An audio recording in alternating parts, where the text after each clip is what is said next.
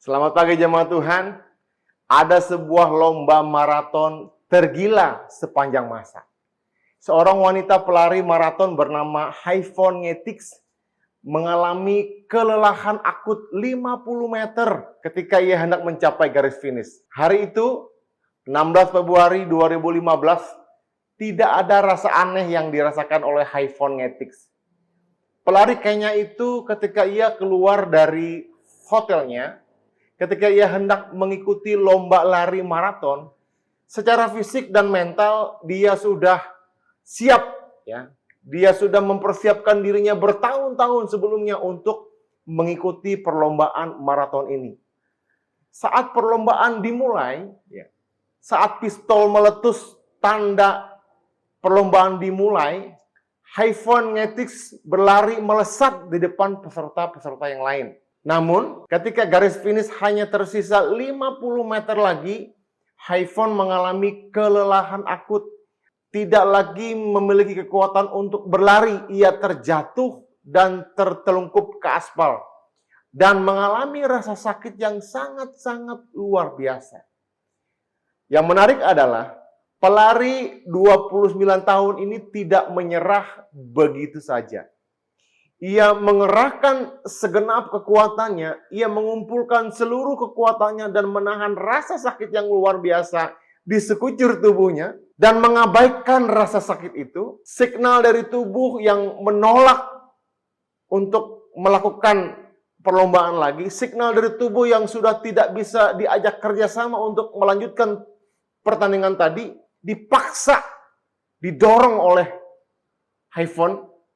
Yvonne mengarahkan pandangannya pada garis akhir yang sudah terlihat dengan sangat jelas. Seorang tenaga medis sempat menawarkan kursi roda kepadanya dan dia menolaknya. Karena jika dia menerima kursi roda itu, maka dia akan didiskualifikasi. Dan dengan perjuangan yang sangat berat, dengan kondisi tangan dan kaki terluka, dan kelelahan yang luar biasa, akhirnya Yvonne menyelesaikan pertandingan itu.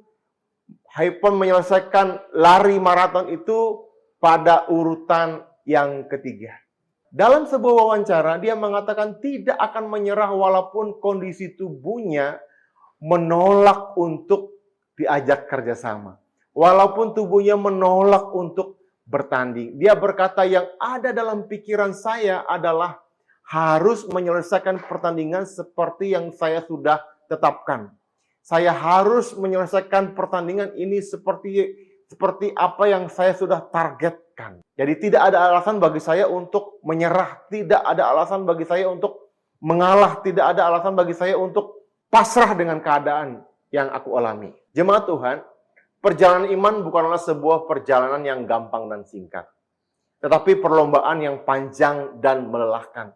Dan bahkan kita sering jatuh, mau menyerah, ya. Tahun 2023, berapa kali kita mau menyerah? Menyerah dengan sakit kita, menyerah dengan masalah-masalah yang kita hadapi, menyerah dengan pasangan kita yang tidak berubah-berubah, menyerah dengan mertua kita yang tidak mau mengerti, menyerah dengan mantu yang nggak tahu diri mungkin ya, menyerah dengan pekerjaan-pekerjaan yang tidak ada habis-habisnya. Ada begitu banyak daftar-daftar yang kita bisa tuliskan untuk membuat alasan bagi kita untuk menyerah. Namun pagi hari ini marilah kita belajar dari pelari wanita ini yang punya tekad yang begitu kuat, sekalipun banyak alasan yang bisa dipakai untuk menyerah, namun dia tidak menyerah.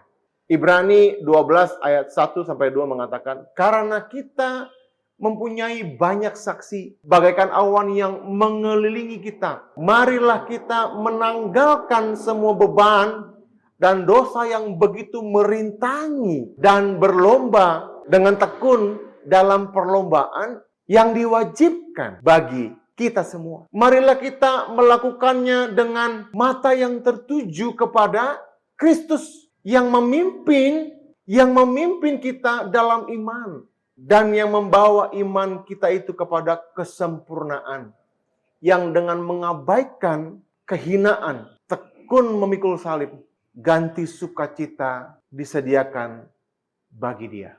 Yang sekarang duduk di sebelah kanan tata Allah. Dalam terjemahan Alkitab BIMK ada kalimat menarik di ayat yang kedua dikatakan, sebab dialah yang membangkitkan iman kita dan memeliharanya dari permulaan sampai akhir.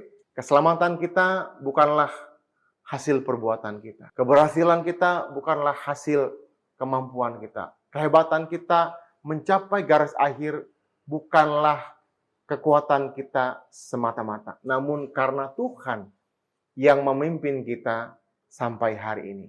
Yang harus kita lakukan adalah memandang kepada Kristus yang menjadi sumber kekuatan. Dan Dia tidak akan mengecewakan. Mantapkanlah kakimu bersama dengan Tuhan di tahun 2024 ini. Dan saya percaya sekali-kali Tuhan tidak akan membiarkan kita seorang diri. Tuhan memberkati. Bapa di surga, berkati jemaat-Mu Tuhan. Pagi hari ini, biar di tahun 2024 semakin kuat di dalam Engkau. Di dalam nama Tuhan Yesus Kristus kami berdoa. Amin. Tuhan memberkati.